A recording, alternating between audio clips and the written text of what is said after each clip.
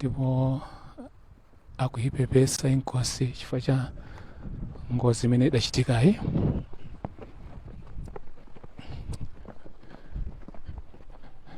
Ndipo padakali pano nthawi ina iliyonse mtsogoleri wa dziko lino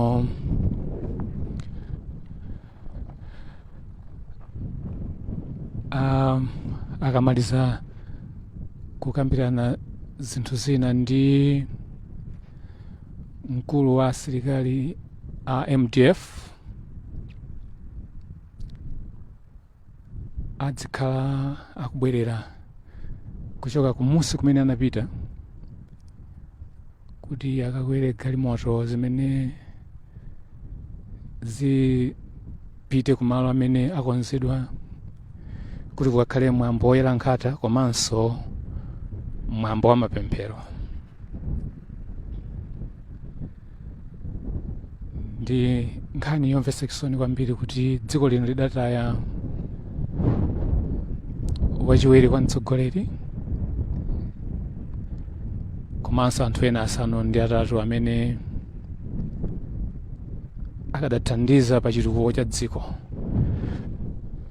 Tsopano mtsogoleri wa dziko lino akuchoka kumusi kumene anakamuonetsa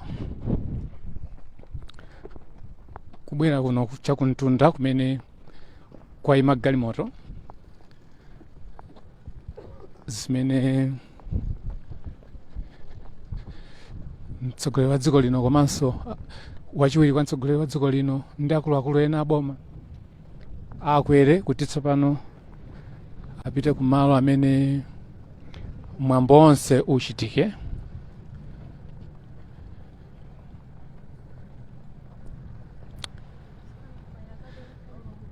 Tinenenso kuti posachita pompa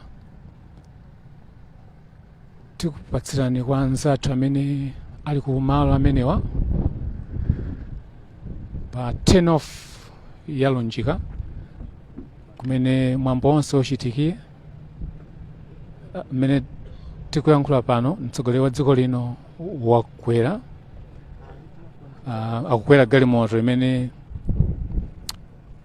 komanso First Lady akukwera galimoto imene anakwera pobwera pamalo pano, ndipo galimoto zina zayamba kale kunyamuka kumapita ku malo amene mwambo uchitike.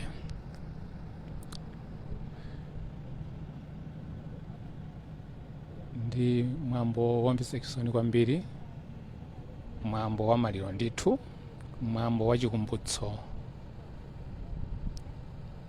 cha maliro amene ngati dziko adatichitikira nchaka chatha, ndipo pofika lero pa 10 Juni ndiye kuti chatha chaka chimodzi chichitikire ngozi imeneyi.